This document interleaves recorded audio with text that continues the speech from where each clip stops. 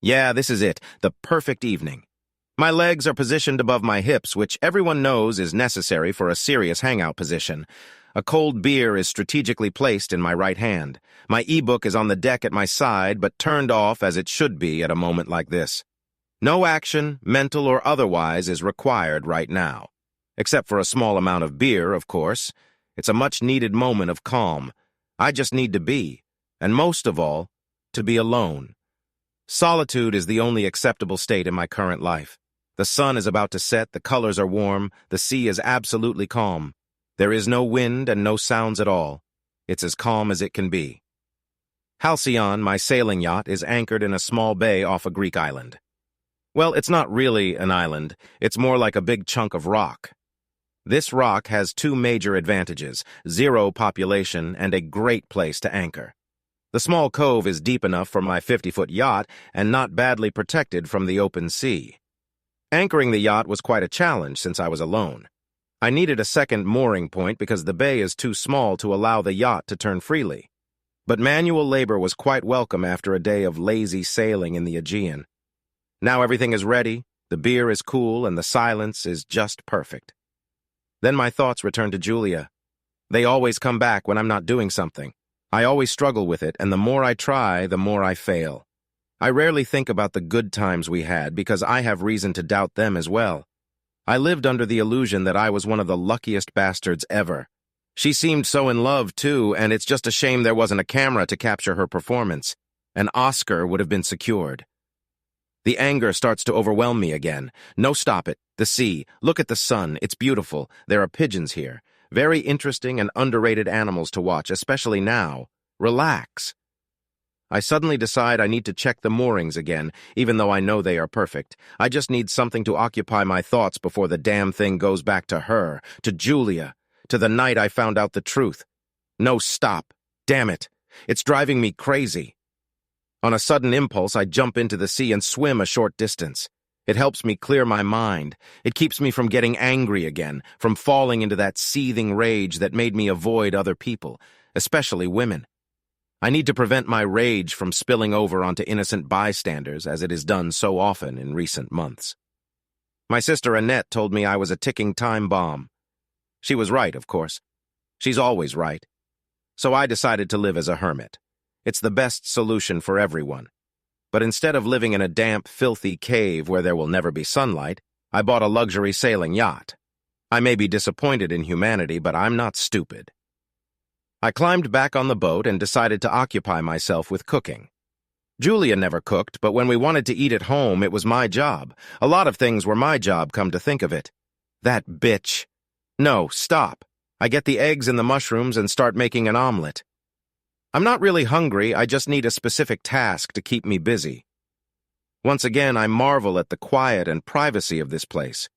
It is truly my favorite place in the world right now, and I am just happy that it is public property and everyone can stay here whenever they want. I have rarely seen other boats here, which makes this place even better. I sit on my deck and enjoy a simple dinner in complete silence. The absolute absence of sounds is almost deafening now, as it usually is in the evenings when the wind dies down. It's perfect. I love it when the cliffs are illuminated by the reddish-yellow last rays of the sun. It's an amazing sight. The silence is broken by the noise of a motor. At first I think it's a fishing boat coming home, but the noise gets louder and louder. Finally, I see a huge white motor yacht appear from behind the island. Shit. My quiet, lonely night is already in the past. It's going to be filled with loud and rude partygoers, and now it's too late and dark to drive to another island. Damn it. The closer it gets, the bigger and uglier the thing seems. Loud techno music can be heard now. This is going to be just great. The yacht approaches my position until its bow is only 5 meters away from me.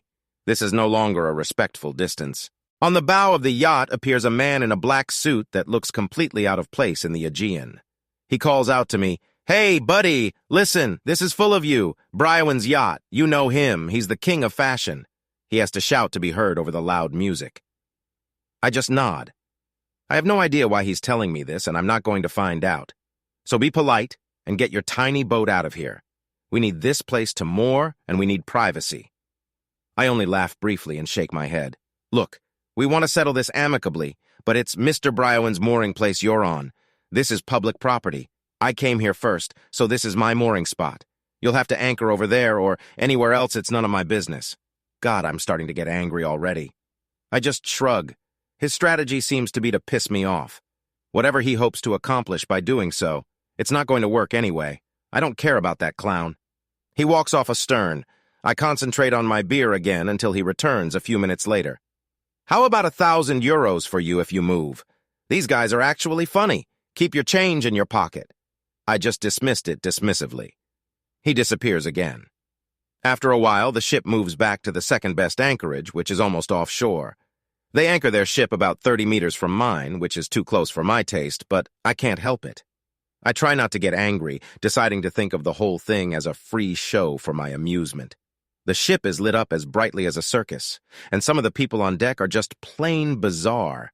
The smartly dressed men strut around like complete idiots. The women are all walking around in high heels and black bikinis. I wonder what kind of deck they have. I certainly wouldn't tolerate high heels on my teak deck. But they seem to be mandatory aboard this ship, as is the general demeanor. The men are busy finding themselves stunning. The women are present for decoration. I'm amazed at the idiotic behavior of these people and how great they feel. They probably don't think too highly of me either. It's like we're from different planets. Besides peacocks and girls in bikinis, there are several guys in black suits on board, obviously bodyguards. There are also people in white uniforms, probably crew members. The girls in bikinis appear to be models, some of them just slim and others extremely thin. It's like watching a conference on malnutrition. My first impulse is to help these poor, hungry girls to feed them. Every now and then, one of them looks down at me as I lounge on my boat, and I realize how far apart we are. They, in their glitzy fashion world, are probably struggling to get on with their lives, turning up their noses and entertaining influential people on occasions like this. They probably consider themselves successful and extremely important to humanity. On the other hand, I'm just a lonely regular guy with a beer in his hand. I'm definitely not a happy person, but I think my life is still much better than theirs. I wonder what the women on this ship are thinking. Maybe they plan to pick up a rich guy to gain wealth and social status by marrying him before they become too old for their jobs at the ripe old age of 22, perhaps. I realize I have no idea what their world is like. How long can fashion models work? 20, 30, 40? I have no idea. I think again of Julia and her attempt to get rich by marrying and divorcing some unsuspecting rich man, namely me. She had completely fooled me. I did love her, and finding out the true nature of our relationship and losing her hurt me deeply. And it still hurts to this day. My whole life still revolves around her, but in a completely negative way. Some shouting on the deck of a large yacht brings my attention back to the present. One of the women seems to be getting into an argument with a small group of men, one of whom is Brian A. himself. He is easy to recognize, for he is the only obese man on board. One of his bodyguards stands next to him, and for a moment it looks like he wants to punch her.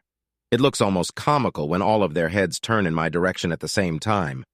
Whatever they were planning to do to her, they suddenly realize they have a witness. I just smile and raise my beer and greeting. The fat man in the bodyguard drags her inside for some privacy.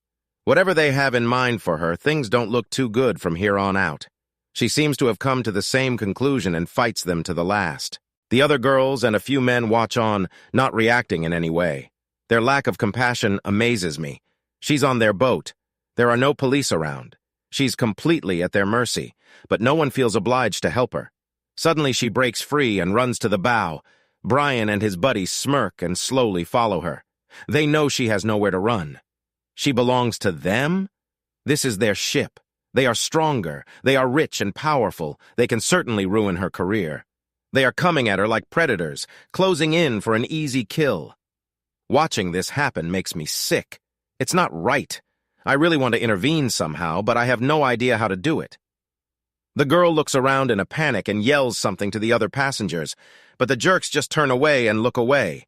Just as I decide to get my camera out, the girl suddenly jumps overboard. This surprises everyone, including me.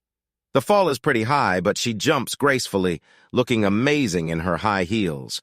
It's a bold move, but it doesn't help her. There's nowhere for her to go. At least I think so. until I realize she's swimming towards me. She still looks graceful, but I can't enjoy the sight any longer. She's about to invade my personal space. What can I do? Send her back to those lechers? Would I be better than them? No, that's not an option. I won't be able to live with myself after that. The alternative is to take her in, sacrifice my precious loneliness. Worse, I'd have to be around a woman I swore I'd never do again. Damn it. Just what I need right now, a woman by my side. Not just a woman, a model. Most likely a spoiled, bitchy girl, constantly whining and complaining, living her bulimia to the fullest. I can almost hear her. I can't eat that kind of salad. It's not even organic. Do you have decent avian water and not this San Pellegrino piss? I need my avocado in the morning. Why don't you have the essentials on this cartoon ship? Are there places in the world where there are no women? A convent, perhaps? Would I be useful in Gregorian chant? Are these monks really eunuchs, or do they just look that way? She's still swimming toward me. Damn, damsel in distress. Possible female company. I'm panicking. It was too late to anchor now, and I could hardly refuse her if she wanted to come aboard. Hell, she looked like she was about to be raped on the boat. All right. I can take her to the nearest port tomorrow. She just made it to the gangway aft. I'll help her, but that doesn't mean I have to talk to her much. Women aren't good for me. I should stay away from them. I am determined that I will never hurt myself again. I have to keep my distance from her. This decision helps me calm down a bit. I don't spend months trying to regain my composure only to have it destroyed by another bitch. She looks at me questioningly, and I simply hold out my hand to help her out of the water. I don't have to say a word, and that's fine with me. I may have a guest for a while, but I'm not going to talk all day long because of it. The situation is clear enough. She knows I witnessed the scene on Brian's ship, and my outstretched hand should tell her I'm willing to help. Wait, she's still in her high heels and about to step onto my teak deck. I just point to her shoes, and she immediately understands. Oh, sure, sorry. She starts to take them off. My name is Anna, by the way. Mark. Damn, only a few seconds in female company, and I'm already babbling like an idiot. She extends her hand again. Our first handshake doesn't seem to count, since I only helped her aboard. I realize what she means and shake her hand. It's a combination greeting and thank you. She stands up and looks around, taking her time. It's obvious that she's not so much looking around her new surroundings as she is giving me a glimpse of my new guest. Maybe she just wants to give me time to get used to her after I didn't quite voluntarily open my home to her. I think it's a very delicate gesture after she imposed herself on me in this way. I wonder what a woman with a sensitive bone in her body was doing aboard that asshole's ship. I don't need to hear that story, but I'm afraid I'll hear it sooner or later anyway. My new guest is a strikingly beautiful woman, as one would expect from one of Brian's toys. However, she is not as young as I had assumed. She's probably in her early 20s, which means she's only a few years younger than me. Anna doesn't look like the attractive girl from the neighbor's yard. She's not cute. She's not pretty. She's downright beautiful, and there's no point in denying it. If I had just seen her picture, I would have immediately assumed she was an arrogant and self-centered with a face like that she just has to be. A well-defined jaw and cheekbones, perfect green eyes, and a perfect straight nose. Not a cute nose, but a thin, perfect model nose. She's a little thin, but she doesn't look hungry like some of the other girls. Her bones don't bulge out, and her breasts are small but appropriate. Her hair is still damp and already quite dark, so I can't tell what color it is. But it's long, very long. I thought Julia was beautiful and out of my league. But compared to Anna, she's plain and unremarkable. This woman is so out of my league that it's not even funny anymore. A few years ago, the sight of this jackpot in the human genome lottery would have excited me to the max. But I've decided to keep women out of my life, and I think I've prepared myself pretty thoroughly for that. Of course, given that Julia's Melanus was a great motivation, I can appreciate the beauty of this woman as I would appreciate a butterfly or a flower, but she doesn't move me. At least that's what I keep telling myself. After giving me a few seconds to look her over, she looks at me again. Thank you for helping me. She looks a little insecure, almost shy, which surprises me for some reason. Women who look like her aren't supposed to be shy. I expect them to just take what they need and move on. But I realize that she really needs me, and a lot depends on my reaction. I muttered, nodding. I want to make it clear from the start that talking isn't part of my plan. She looks at me puzzled, shrugs, and takes the towel I offer her. After a while, she smiles and probably lists me as a grumpy sea dog, which is fine with me since it's not far from the truth. I look again at the grotesquely lit ship and see Brian discussing something with his two bodyguards. He looks quite animated and points occasionally in the direction of my yacht. Perhaps he is thinking of boarding my yacht to retrieve the girl? Piracy and Greek waters would cause more trouble than even a man like Brian would like, especially for a woman he could easily replace. He's probably the kind of man who doesn't fail at anything right down to a game of scissors. But what do I know? Don't be too curious, old boy, or you might get more involved than you'd like. Just keep those weirdos out of your life. I turn around and see that she is looking at the same scene with a concerned look. She doesn't look arrogant or cocky now. I hope that fat bastard doesn't send his gorillas to kidnap me.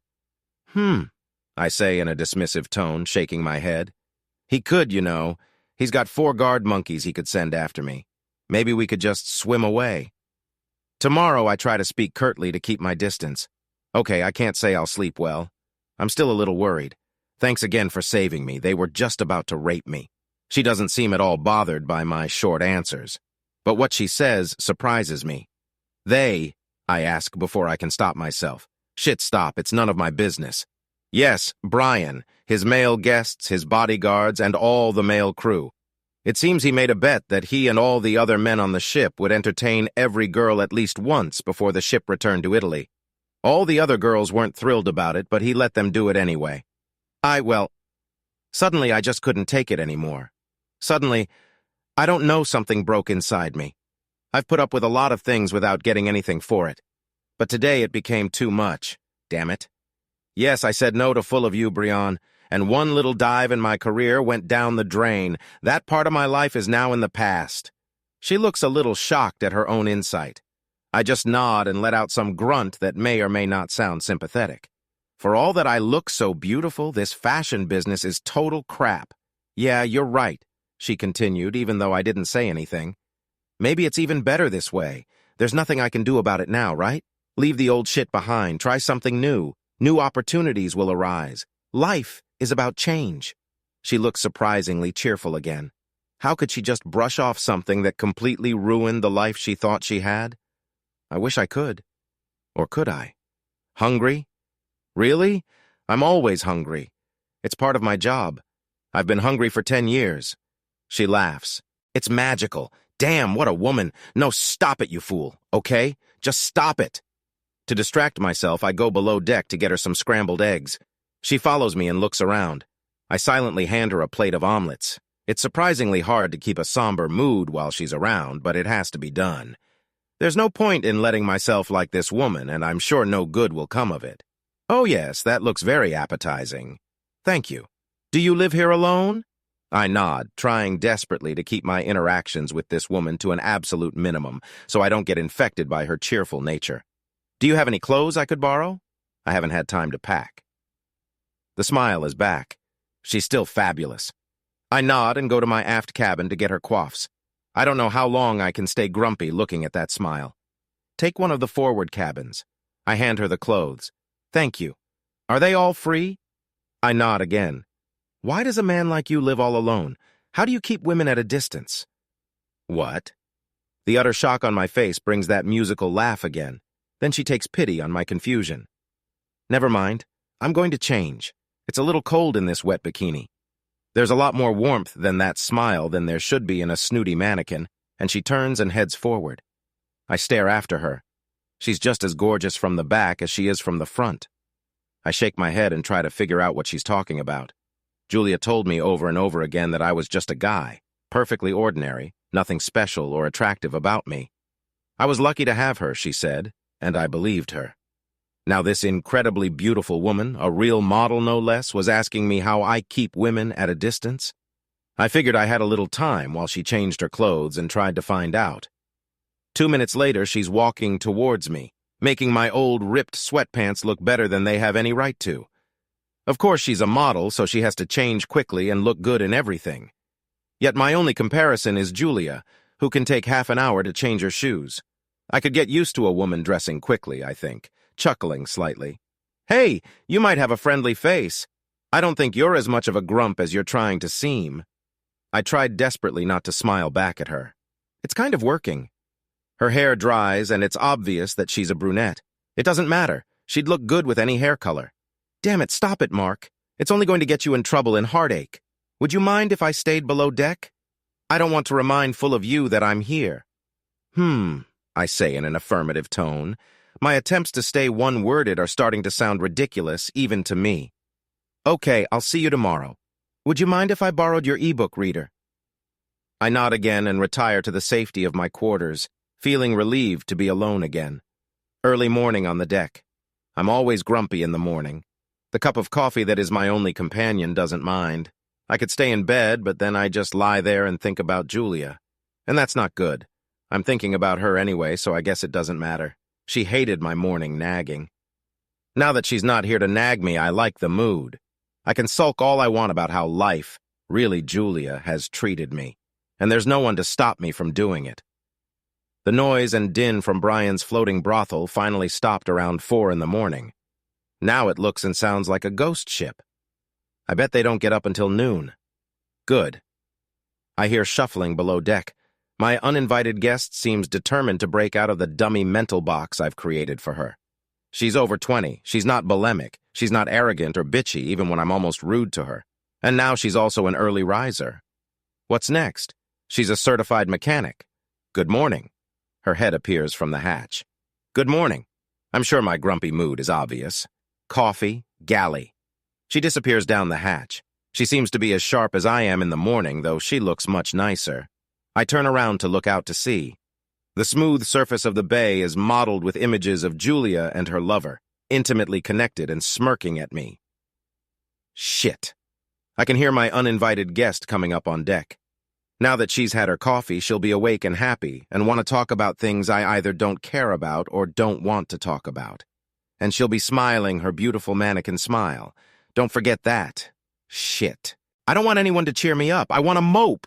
Alone. Don't I have that right? Anna, now I remember her name, surprises me again. She doesn't say a word. She sits on the deck next to me and stares out at the calm sea. The air is still fresh and crisp, and the intense Greek sun has not yet begun to bake everything around her. It's strange. All I can see now is the sea. Julia has disappeared. There is silence between us. So what's the matter? She asked suddenly. Do we have a deal? You saved me. What am I supposed to do? She looks a little tense, as if expecting bad news and not wanting to hear it. Has everyone who has helped you in the past wanted something in return? Damn, I didn't want to say that much, and I definitely don't need to learn anything about her past, but her question surprised me. Yeah, pretty much. Well, your life must be pretty shitty then. Yeah, right. Any woman as beautiful as her would have men lining up to beg to do her a favor. Yes, I look at her. She's serious, her pretty face looking completely miserable. I look away, not knowing what to say. This silence is uncomfortable. It occurs to me that getting out of here before Brian and his comrades wake up is a great idea. Is there anything on the ship you need? I'm surprised at how softly I ask her. No. She says it firmly, as if she's giving up her life in the world of high fashion and everything that comes with it. I nod and get ready for the way in. I hope she won't follow me around and try to help me, but she doesn't. She stands by the rail and stares silently at the sea. Is that just the way she is? Or has she guessed that this is what I want? Either way, she seems to know me much better than I would like. I stack our coffee cups in the galley and get to work. I wind and stow the mooring lines. Fortunately, I can do this without using an ace. Setting the anchor with the winch motor will take some time and be noisy, but there's nothing I can do about it. Anna looks anxiously in the direction of the floating brothel as the noise increases. There's no wind, so I'm starting the diesel. I want to leave some distance between me and the Brian in case the anchor windlass wakes someone on the border. The Halcyon has good speed if need be, but I'd rather just disappear. I can almost see the tension leave Anna as Brian 8's yacht gets smaller and smaller and finally disappears from view. She looks even more beautiful, which I had in no way expected. She sits next to me, calm and happy as I stand at the helm. With Brian out of sight, I get tired of the diesel noise. I set the sails and shut off the engine. Ah, blessed silence. Only the wind, the waves, and the sails. I retract the sails and return to the helm. Once again, there is a friendly silence between us. I glance at her from time to time. She sits quietly, looking out to sea. When Brian is out of sight, she looks relaxed and serene. She doesn't seem to care about anything in the world. It's strange, I think. She doesn't look like a woman who just gave up a career that most girls would kill for. If Julia did this, not that she would, but if she did, serene she certainly wouldn't be. Nervous, shrill, demanding. Yes. Satana, no. Unless, what if this Anna thinks of me the same way Julia does? What if she's decided that since I let her come aboard, I should be the sucker to keep her in the style she's used to? Maybe that's why she doesn't care about anything in the world. Oh, shit, I thought. Here we go again. Henry Higgins was right. Let a woman into your life and the peace of mind is over. I'm over it for good. I look at her. She turns her face away from me, looking over the harbor rail at the sun-drenched ocean. She looks completely innocent. Of course, I remind myself she's a model, or rather, an ex-model. They can look any way they want. I look up to check the sails, then to starboard. What did she do to you? My reverie is interrupted. Wait, how does she know that? I stare at her dumbly. Well, damn. The morning had been almost perfect, and now she had to ruin it. Nothing. I'm just a guy, sure. Handsome guy, obviously well-to-do, sailing alone on a fancy yacht, trying to hide the fact that he's nice by grunting. What, handsome? I found her first flaw. She definitely needs glasses. You need to talk about it sometime. We're alone here, and I'm a good listener, but I don't want to push. Thank you. Damn it. Am I that obvious? Yes, it is. I throw my head up, but she only giggles. I can't help but smile. Damn. Keeping on the defensive isn't working out so well. Okay, I'll take the bait. What do I say next? She even blushed a little. I don't know what you're going to say. I know you try to keep your distance and keep quiet. She takes a deep breath and looks into my eyes. There's a look of determination on her face, though I think I see sympathy in her eyes. Or am I imagining it? You've been hurt and hurt badly. Your reaction is to curl up in a ball and keep everyone at a distance because you are afraid of being hurt again. It's normal. It's natural. Even animals do it. However, sooner or later you have to turn around and start moving again. You walk and talk, but you are still afraid of being offended, especially by women. I understand that. But you have chosen to cut yourself off from humanity, leaving only your pain for company. You don't see that every time you choose to think about your wounds instead of other things or people, you allow it to hurt you again. Your pain is getting worse, not better. You don't even get sympathy because you cut yourself off from society and no one sees you. I imagine myself suffering in noble solitude, isolating myself so that no one, much less a woman, could ever again do to me what Julia had done. What if I'm just sulking? I decide to lay out the case to her. Maybe she'll shut up and I can think, or sulking or something. Okay, I was married to the woman who had been my best friend since I was a little girl, but it all crashed and burned. She cheated? Yeah. And in the end, all she wanted was my money, so you can see why I'm a little skittish, especially when it comes to women. That should keep her busy for a while, but it didn't. I'm sorry, I thought it was supposed to be something like that. But now, you're letting her continue to hurt you and keep you away from happiness. It's a disgrace that you're giving her that kind of power over you. Look, you're going to have to talk about this at some point. You can't just lock it all away. It's not good for you. And who better to talk to than someone you'll never see again? I look at her in surprise. She doesn't seem to be flirting with me after all. Don't worry, I already know you plan to get rid of me at the next port. So your secrets are safe with me. She paused. How about I tell you my story? I think for a moment. If she's telling me her story, that means she's not asking about mine or trying to get me to relive Julia's pain. That scares me. But what if she had it worse than I did and she handled it better? Then I'd have to open up to this beautiful stranger whose world is completely different from mine. What would happen to me then? She interrupts my musings. So silence again? She grins infectiously like a mischievous girl. I'm about to smile back at her, but I catch myself thinking. No attachments, I remind myself. Don't let her possess you. Too late, she's still smirking. Damn, she's got me again. I better be careful around this woman. Gradually, her smile fades and her gaze drifts to the distant horizon. She speaks in an even monotone voice as if reciting. I grew up in a small town where everyone knew me. Other kids were smarter and more talented, but I was the one who was expected to go out into the big world and do something. To be famous, you know? When the only thing you can do is look pretty, that means a modeling career. I soon discovered that I was at the bottom of the food chain, not at all what it was like to be a princess in my small town. For the first time in my life, I was told I wasn't good enough, time after time, and in the harshest and most hurtful terms. She turned to me, her eyes pleading for understanding. "Mark, when you do something, a project or a report or whatever, and you're told it's not good enough, it's already bad. When you're told that it's you, yourself, that's not good enough, nasty, over and over again, it really does something to you." She paused and turned toward the horizon again. Like a lot of models doing self-defense, I started thinking of my body as something that wasn't really a part of me. It was almost like a toolbox or a skill set. I did everything I could to keep it in shape. I was exercising, eating right, all those things, but I still wasn't good enough. I was never picked. Then I noticed that the directors were picking girls they already knew, girls who had hung out with them or someone else higher up the food chain. Hanging out, of course, was a euphemism for sex. Whether the director was a man or a woman, it seemed to be the thing to do. I resisted for a while, but the pressure of not having a job was too much and I gave up. It wasn't that bad. Most of them were attentive, even nice. I had gotten used to thinking of my body as separate from myself. I was just using it to get a job, and I was using it at work. I got a job. Everyone in my small town was beyond thrilled to see me in any catalog or advertisement. I seemed to carry the hopes and dreams of the whole village.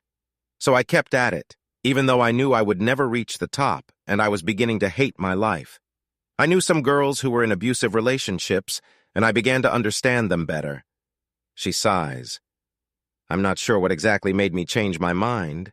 I'd been on Brian cruises before and knew what was expected of me. For whatever reason, whether it was a bet or a gangbang, I'd had enough. I hid in my cabin until the thugs dragged me out, and you saw what happened after that. She stops and looks at me. They didn't think I had the courage to jump. Perhaps I wouldn't have jumped, but your boat was there, and I heard you confronting them earlier in the day. I was terribly afraid last night that Brian would send his thugs after me. Believe me, it was a case where I was glad to be another replaceable hottie. I wonder if I didn't blow their bet. The corners of her mouth lift as she imagines it. I smile back to cheer her up. I still can't get used to the idea that someone might think she's just another pretty face. I'm done now. It's all over. The village will have to find someone else to glory in. So what if I don't have a job and money? I've been through this before and survived. I will never sell my body again or let people tell me I'm not good enough. I don't know what's next, but whatever it is, I know it will be better because I'm free. She smiles at me. I thought she couldn't look prettier, but I was wrong again. The revitalization on her face makes her look radiant. So now you think I'm a whore? She's still smiling, and her eyes sparkle like stars. What the hell am I supposed to say to that? Lucky for me, she's probably used to men losing coherent speech when she gives them her grade A treatment. I mumble something about choice and honesty and other nonsense that I'm sure doesn't make sense until she saves me. You know, in a way, I'm a virgin. My mouth drops open and she laughs again. I was right. I could definitely get used to hearing that laugh. Remember, I told you that I began to think of my body as separate from my heart, the real me. So yes, men and women use my body, and yes, sometimes I enjoyed it, but I never made love. I never shared my heart. She looks at me seriously for a moment and then continues. All I wanted was what my mother had, a quiet life with a good man and a house full of love. For a few years I lost my way, but not anymore. Then the smile returned. She is so determined and optimistic that I feel weak and whiny in comparison. I leave to go downstairs where she can't see my feelings and return with 2 glasses of chilled Sauvignon Blanc. We toast to her future, and I suddenly realize that it's not just her face and body that are irresistible, but herself. I decide to tell her my story so I don't have to think about her. You? Yes, I still want to hear your story, and still with a smile. Am I really that transparent? Yes, it is, but I still want you to tell me the story. Damn, how does she manage that? Well, okay. We'll figure it out later. I'll get started. I met Julia on my first day of school. She was a cutie, and some bullies were pulling her pigtails, and I made them stop. From then on, I became her protector. She helped me with my homework and kept me from being stupid. My family had money and hers didn't, but that doesn't matter when you're 6 years old. We were inseparable. Then she grew into a beautiful and popular girl, and she didn't want me fighting off boys anymore. She had other things to do. We continued to be friends, but everyone, including my mom, said she was no match for me. I was too ugly. Your mother? There was horror in her voice. That's pretty cruel, not to mention it's completely wrong. Maybe, but I'm still having trouble with it even today. Your mom needed glasses or she was drunk. She mistook you for 2 other guys. Hey, don't talk about my mother like that. I frown at her. For a moment, Anna thinks I'm being serious, then bursts into laughter. I smile at her and then continue my story. We went to the same university. She contacted me and wanted to talk to me. She'd had bad experiences with arrogant assholes, as she called them, and remembered how safe she'd felt with me in elementary school. She hinted that maybe I had a chance with her after all. Of course I was over the moon. And before I knew it, I had proposed, she said yes, and we were married. I was the happiest guy in the world until I came home and found her in our bed with another guy. I didn't even confront them. I just locked myself in my office and licked my wounds. She nods as if expecting me to do exactly that. She cried a lot, apologized, and promised to be completely faithful and never do it again. I resisted for a while, but I really wanted her back, so I agreed. So you've forgiven her? I nod. I think I would have forgiven one mistake too, but she clearly didn't keep her promise. Anna, thanks for a moment. Did she have money when you got married? Well, no. Why? You said that after the divorce, she pounced on your money. I'm just speculating, but what if she thought that because you had money, you had power in the relationship? What if she felt insecure about that? I loved her. I did everything I could for her. Why should she feel insecure? Maybe dependent is a better word. In any case, I wonder if her cheating was an attempt, conscious or unconscious, to tip the scales, perhaps to irrigate to herself some of the power and make you dependent on her? What now you're making excuses for her? Honestly, I'm starting to get a little angry with her. No, it isn't. I don't think there's any excuse for breaking promises like that, at least not real ones. I'm thinking about you. You're stuck in this lonely, isolated place. You're not in pain, but you're also not happy, and you won't be until you start living again. And to do that, you need to understand at least a little bit about why she was so cruel to you. How do you know all this? I try to sound sarcastic, but she doesn't take it that way. She looks at the horizon again. I don't know. I guess I just love. She smiles a sad smile, then turns to me again. Go on. What happened next? I take a deep breath and tell her how my world ended. It all starts so trivial, I'm almost ashamed to tell you. It was a snooker night with my buddies, but the power went out in the pool room. They wanted to go out for a drink, but I decided that being at home with my wife would be more fun. I got home and found our apartment with candles burning and soft music playing. It was one of our special pastimes, you know. One of my buddies must have warned Julia that I was coming home early. I went to get candles in our big bathtub. She was in there perfectly fine with a happy exchanging kisses and bubbles with some guy. I stood there looking at them, wondering how to get their attention. All I could think of was clearing my throat. That's the end of the cliché. They both turned to look at me, but neither of them looked upset. They were both smiling at me. A soapy male hand reached out to me, and the guy said, "Hi, I'm Andy. Nice to finally meet you." When the soapy lather settled, I saw him hugging my wife with his arms wrapped around each other. And then it hit me what I was really seeing, the end of my marriage, the end of the love of my life. I just stood there feeling overwhelmed, trying desperately not to burst into tears like a child. The two lovers looked at me with comfortable sympathy. Apparently the water in the bathtub hadn't had time to cool down yet. Mark, don't take it so personally. It's no big deal. I still love you as I always have. It doesn't threaten you or our marriage. Nothing has to change. She could speak Icelandic if she didn't make sense. Are you saying you plan to continue this? Of course, Mark. I love you both. I'm sorry you found out this way, but it was bound to happen anyway, so maybe it's for the best. I'm glad you met Andy. I think you'll like him. I didn't know what to say and just stood there. Taking my dumbfounded silence for approval, Julia smiled and continued. You see, Mark, I've discovered that I love two men. Andy has already come to terms with it, and I know you will too when you see how happy we all are. You're my husband, so of course I'll be with you most of the time. Although now that you know I'll be spending some nights with Andy, I'll do that when you're out with your buddies. You won't even miss me. Of course, when we decide to start a family, he'll have to wear a condom so we know the kids are yours, right, Andy? Andy nodded enthusiastically. You see, Mark, our marriage will be stronger and everything will work out well. What about your promise to be faithful? Oh, that. Well, I guess I was a little hasty. Besides, I hadn't met Andy yet. Does that justify your breaking your promise? Oh, Mark, don't be so melodramatic. Think about it. Andy and I have been dating for over 2 months now. Have you grown to love me less? Less affection or sex? No, you've had better sex since I've been dating Andy, and you know it. He's no match for you, Mark. You see, Andy's the artistic type. Unpredictable, spontaneous, the opposite of you. You're a better lover because you know me so well, but I enjoy him too because he surprises me. I love you, Mark. You won't lose me. It shouldn't be a big problem unless you make it one yourself. She had an affair for 2 months and I didn't realize it. She wasn't sorry. She just demanded that I get over it. Her promise of fidelity was worthless. I felt the pain start to creep into my heart as I looked at my smiling wife and her lover. What if I don't agree? She was still smiling, but now there was some reproach in her smile. I hate to tell you this, Mark, because I love you and I hope it never happens, but you need to know. If you divorce me over this, I have to protect us. Andy and me, you know that. I'll make sure I get at least half of everything you have. I don't want to, but I'll do it if I have to. Mark, don't look so sad. Remember that I've loved you since you were 6 years old. The choice shouldn't be so hard. Continue to enjoy everything you have now, including a loving wife, or lose me, your home, and half of everything you own.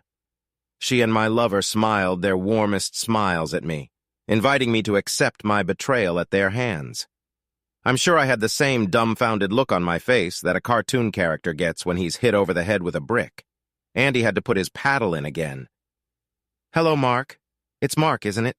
Why don't you stay and join us? Oh, that's a great idea. Julia came in delighted before I could say anything. Come on, Mark, don't be such a patsy. It'll be fun. You'll see. She scooped up a handful of water and blew it on me, then kissed Andy sweetly on the nose. I'm done. I turned and walked away. I could hear them talking softly amongst themselves, chuckling occasionally. I didn't realize I had said something funny, but you never know. I packed a small overnight bag and left. I paused. I was so engrossed in the story that I had forgotten Anna's presence. She was right. I needed it. I got a hotel room and did about as you'd expect. I cried, cussed, beat my fists on the mattress, and eventually fell asleep in the chair with my clothes on. None of that changed. When I woke up, however, something had changed. Julia was no longer the little girl I had protected or the wife I loved. She was now my enemy. The only thing I cared about was protecting my assets from her and my lover. Not that I needed the money, but paying her to sleep with me was just wrong on principle. I had one great advantage that my dearest spouse didn't know about. At the time, my wealth wasn't really mine. I was living off a trust fund set up by my wily grandfather. He had a black humor and a deep distrust of women in general. He decided that I would receive a monthly allowance until at age 40 or after my first divorce, the entire fortune would vest. He said that in both cases I would have gotten to know life by then. Legally, I had almost no assets at the time Julia destroyed our marriage. Ironically, our divorce was supposed to make me rich. I immediately went to a family lawyer who assured me that the worst that could happen was a small alimony for a limited time. I really didn't want to give her a single euro, but it was a decision I could at least come to terms with. He sorted out the details, made sure Julia couldn't run away anywhere, and filed for divorce. He said things would start to get interesting in a couple of weeks when she realized the new situation. In the meantime, I rented a nice apartment and moved the few things I wanted to take from the old one into it. Julia didn't try to contact me for a whole week, and then all I got was a message asking me if I had dealt with my hurt feelings and was ready to come home. I didn't respond. For someone who loved me so much, she didn't seem to miss me. My lawyer turned out to be right. 2 weeks after we met, the flurry of texts and messages started. Her lawyer must have told her she wasn't going to be as rich as she thought. At first, she said that if I came home, she would see how much she would love me and how much stronger our marriage would be. Then she said it was all just a big misunderstanding and she was sure we could make it right. And finally, she just told me to be courageous. After all, Andy had put up with it. Why can't I? Suddenly, everything stopped, and a couple days later, her lawyer prepared a post-drug agreement that gave her $20,000 a month for life if we divorced. I signed it. This was stupid because after the handwriting experts did their job, Julia's credibility was practically nil. Then they tried to accuse me of domestic violence, but they couldn't provide any evidence. In the end, they decided not to dig themselves an even bigger hole and agreed to what we offered, which was now down to $2,000 a month for a year and good bills from her lawyer. I won, but I also felt like shit and ran away like a rabbit when a woman approached me. So I became a hermit. I'm going quiet. The only sounds are the wind and the rigging and the waves under my nose, and it doesn't say anything. I look at her. Tears are streaming down her face. You know what? She's still beautiful. I'm so sorry, Mark. That's a terrible thing to say. I understand why you're in so much pain. The funny thing is, after I told her the story, I wasn't in as much pain. I wouldn't have realized it. But Mark, you can't go on like this. Don't you see? She's not worth losing your life over. She never cared about your happiness. And now you're letting her make you miserable. She speaks with strength, determination written on her face, even as the tears dry on her cheeks. Mark, you have to live. If you don't, you're letting her kill you. I flinch. It's pretty harsh, but I can tell she means every word. She lets me think about it for a while before she breaks into my thoughts. So you're a hermit? That quirky, teasing smile reappeared on her face, and the glint in her eyes was back. Yeah, I guess so. Yesterday I would have been proud to say that. Now I'm not so sure anymore. You've got it much better than those hairy-bearded guys. Fortunately, yes. Promise me you'll leave this behind soon. You need to start living again, Mark. Her voice is soft and warm. I look into her eyes and see that she cares. A lump forms in my throat and all I can do is nod. She pulls back from this moment. Good, she says. Now that that's taken care of, I can get some sun. Her smile simultaneously mocks me and invites me to watch her as she gracefully stands up and walks to the bow. Did people really tell this girl she wasn't pretty enough? Horror. I accept her invitation and enjoy the view as she stops right in front of the mast, rolls up my sweatpants into a pillow and reclines on the deck. There's certainly nothing more attractive than her here, and I'm sure she knows it, even though she's very cute. Her loose, long hair flutters and catches the breeze. She looks perfect enough for a magazine cover, even when there's no one to take the picture, but that's not all. She's kind. People don't realize how important ordinary kindness is, but she's not ordinary. She empathizes. She cried when I told her about Julia, and it made me feel less hurt. Is she telepathic?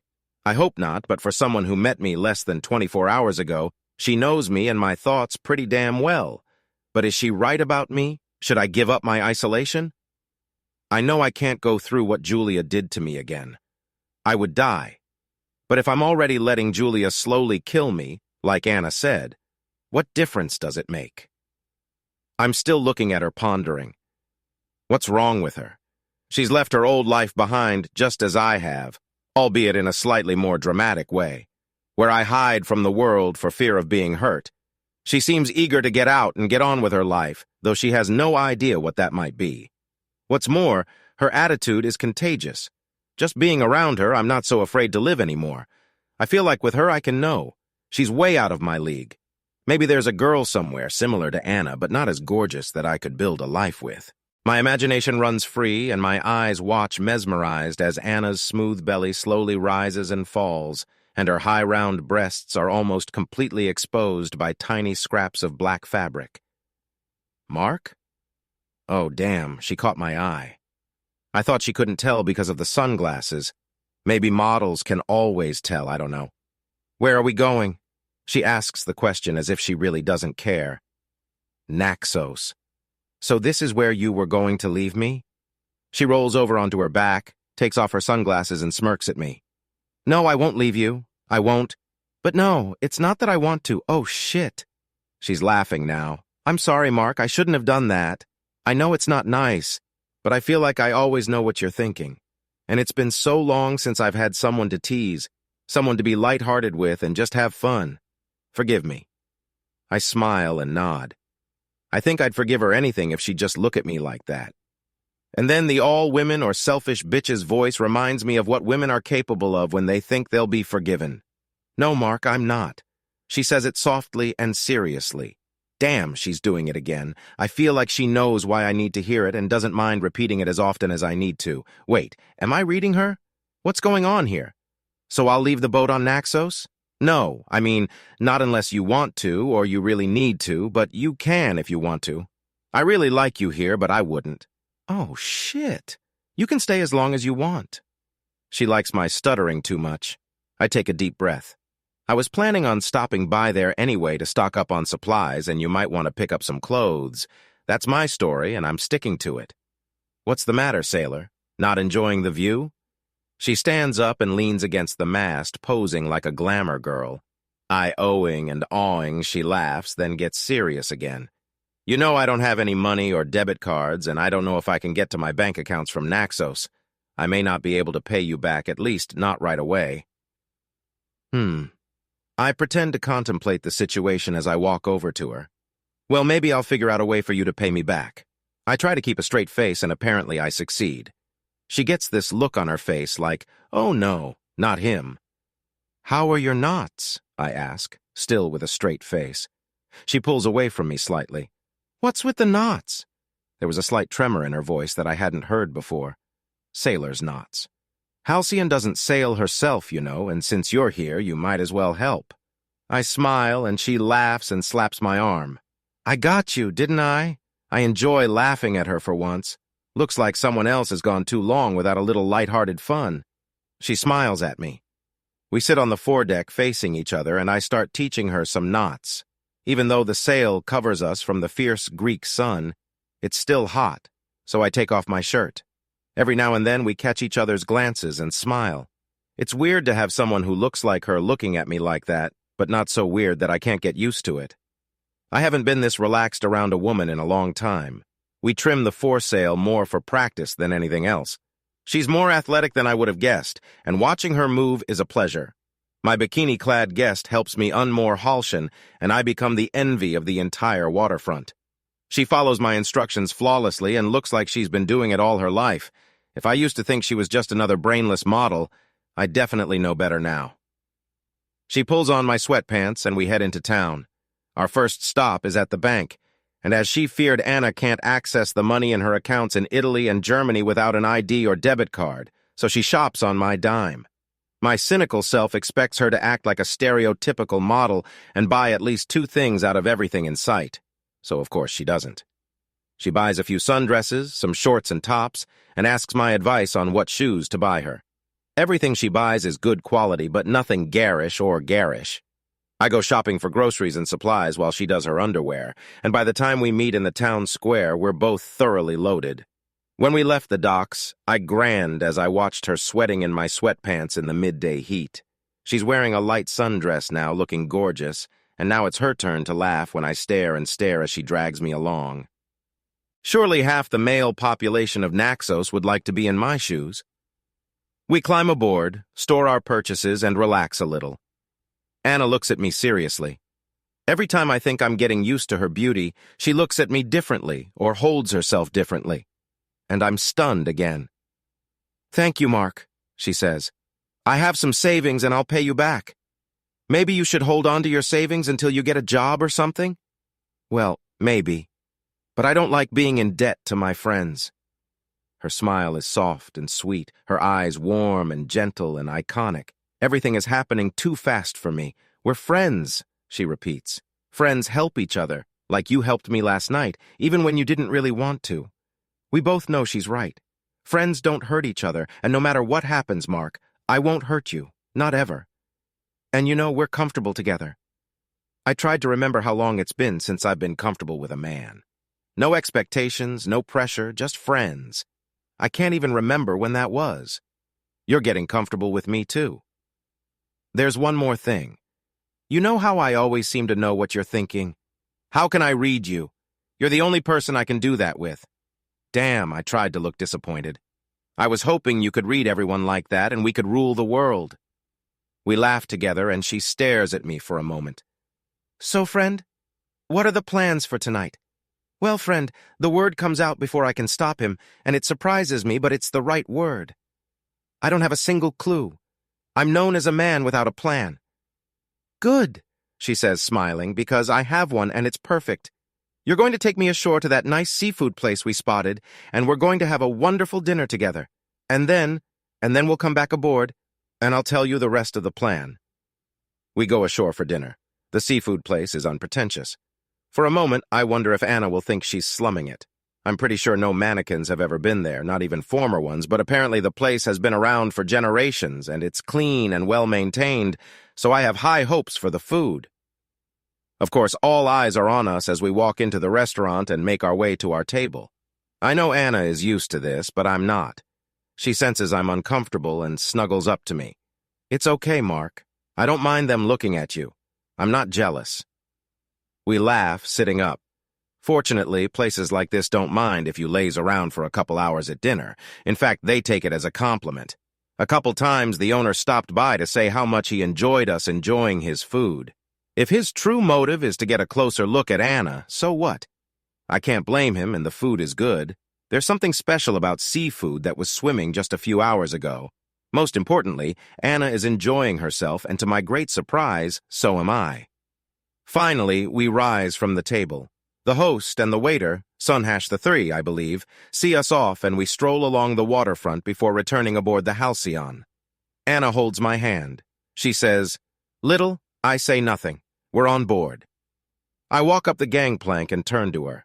She presses against me, gives me a light kiss on the lips, and pulls back. I can't tell if the sparkle in her eyes is a reflection of the lanterns on the shore, but she's irresistible as always. "Thank you," she says quietly, almost a whisper. "I can't remember the last night I enjoyed it so much." She looks away for a moment, to hide her tears. After a moment, she turns to me again, smiling slightly. "So are you ready to hear the rest of the plan?" "Sure, I guess," she laughs. "Are you sure?" She winks and raises one eyebrow slightly. Her voice from earlier resounds in my memory. "Promise me you'll start living again, Mark." "Okay, I'm ready. What do you have?" I put my hands on my hips in my best pose of readiness for anything. This is where I seduce you. My eyes get big as saucers. My mouth opens. My hands fall to my sides. Seduce. You know, when I and then you, she smiles at me like I'm some kind of tight wad, which is exactly how I feel. I mumble something to her. She giggles. "Well, there's a part of you that knows what I'm talking about." Her gaze drops to the tent that has suddenly appeared in my crotch. Oh, shit. She hasn't undone a single button, and I'm already harder than ever. "Anna, I thought you didn't want to have sex so soon after." I was proud of myself for managing to say so much. "Oh, don't worry, Mark. We're not going to have sex." Hey, I seem to say that a lot. We're going to make love. The serious eyes, the sweet smile, the warmth of her soul. I feel myself falling in love with her. "Anna, you can have anyone you want." "Why me? We're falling in love. Haven't you noticed?" Panic rises in me again. "Mark, I'm not Julia.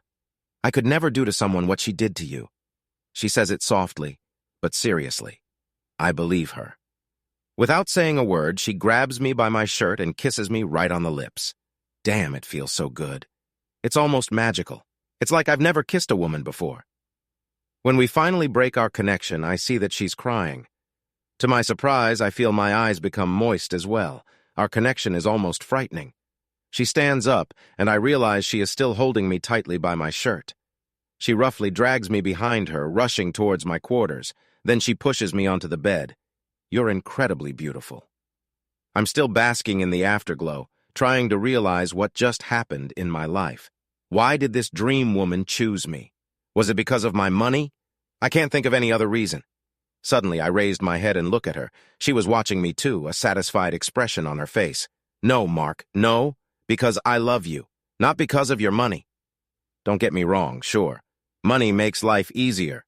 But being with a man for his money is the last thing on my mind right now. The thought alone repulses me. I'll sign any prenup. No problem. A prenup? Well, sure, in case we ever get married. You never know. She smiles slightly, and after a few seconds I laugh. It seems my fate is already sealed. Well, it could be worse. What? Am I crazy? And even if the thought never crossed your mind, I'm on birth control pills, and you're the first man I've ever been with without a condom. So you're safe. My God, what an idiot I've been. She laughs again, seeing my reaction. You're so sweet, Mark. Mark, we need to think about where we go from here. Well, the home port of this ship is Antibas.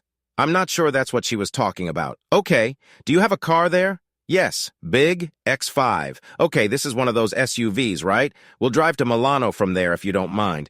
We can pick up my stuff there, the tattered remnants of my old life. Oh, sure. Anyway, it's almost on the way to Germany. Okay, we're going to have a lot of fun. I've got a lot of work to do, and I'm going to enjoy it. Your job? Yeah, I have to convince this guy that good women exist.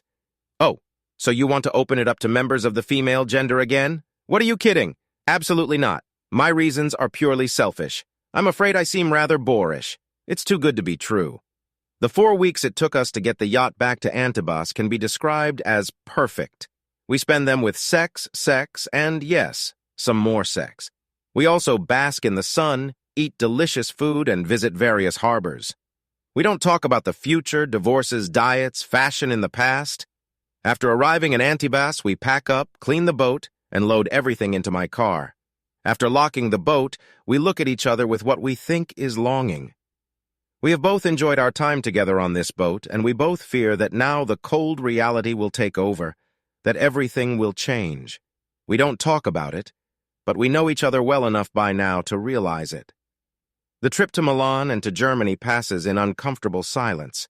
After she ran away from that guy, Brioan, I tried to stay as grumpy and quiet as I could, but now I wish we had something to talk about, to delay our fears, to release the tension.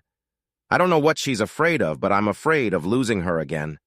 To be completely honest, I felt completely in love with her, and I'm afraid of getting hurt again.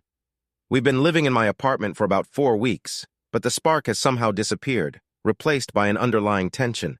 The sex is still good. We like living together. We enjoy each other's company, but we are no longer as relaxed as we were on the yacht. I'm seriously considering going back there in an attempt to save our crumbling relationship. I don't know what else I can do to stop it, and we both avoid the subject. We're watching something on TV now, and I realize again how unattractive the program is. She snuggles up to me, resting her head on my shoulder, which is much more attractive. I'm seriously considering retiring to my bedroom for a little entertainment when the doorbell rings. Anna still refuses to answer the door or answer the phone in my apartment, and it's starting to annoy me because it shows that she's not quite at home here. Okay, Anna, I'll get it, thank you. I open the door and see my nightmare standing there. Julia, dressed to the hilt, beautiful evil incarnate. Oh, honey, you're finally here, she exclaims and rushes over to me, disgusted. She doesn't mind that I don't reciprocate and just steps back, watching me. My goodness, don't you look good?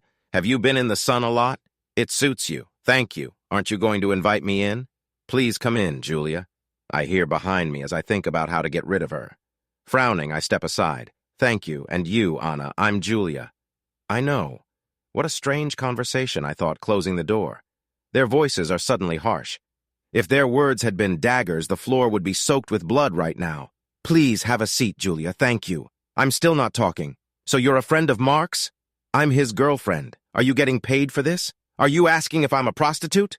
Well, honey, let's not get down on ourselves. You're not bad looking. Mark's pretty damn rich.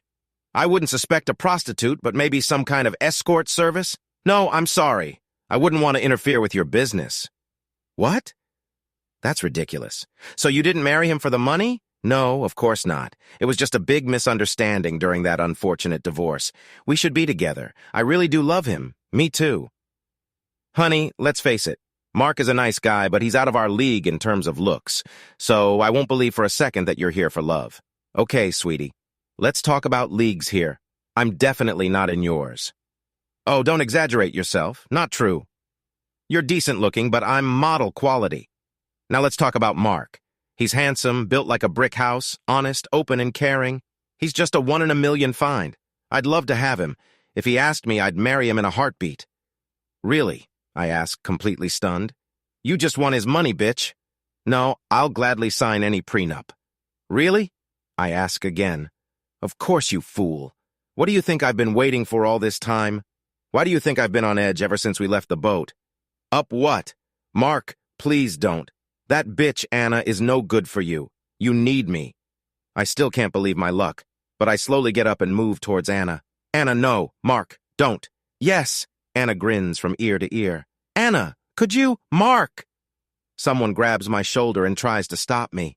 I hardly notice it. I'm in a kind of daze, but I love it. It's like a dream come true. I realize that I've been expecting Anna to leave me for good for 4 weeks now that she's back in Germany. Can I really have her?